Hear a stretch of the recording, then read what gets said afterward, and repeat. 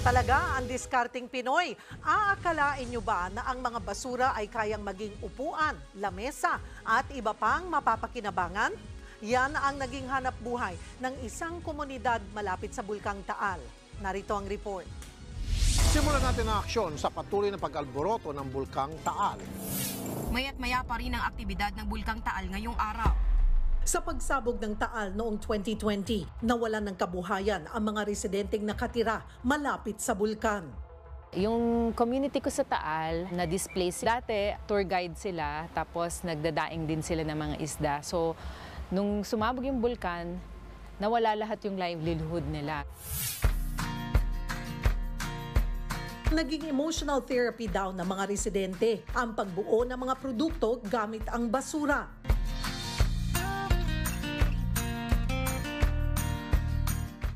Tinuruan ko sila how to manage their household waste.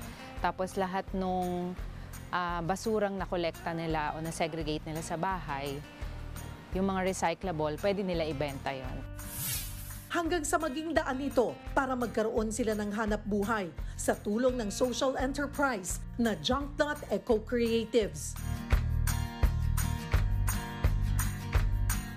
Yung mga residuals, yung mga plastics, tinuruan ko sila na itwine yon manually.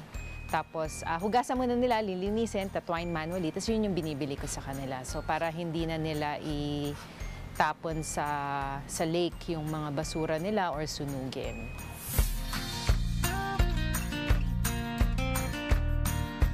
Ang mga basura ay nagtatransform bilang home furniture. Ang mga produkto nila ay mga upuan, lamesa at iba't ibang corporate giveaways na gawa sa plastics at iba pang basura. Binibili po ito sa amin sa halagang ang large ay 5 pesos bawat per meter. Pag nakagawa po kami ng 100 meter, 500 pesos po yun. Pandagdag din po ito ang pamili ng aming pagkain. Pasok ng mga bata sa school, nakatulong din po ito. Sa kapaligiran, nababawasan po mga basura.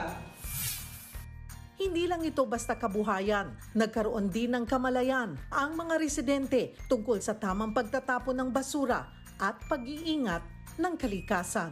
Cheryl Cosim, News 5. Mga kapatid, Cheryl Cosim po, huwag maging huli at maging una sa lahat sa balitaan. Para sa tuloy-tuloy na talakayan sa Frontline, mag-follow at mag-subscribe sa social media pages ng News 5.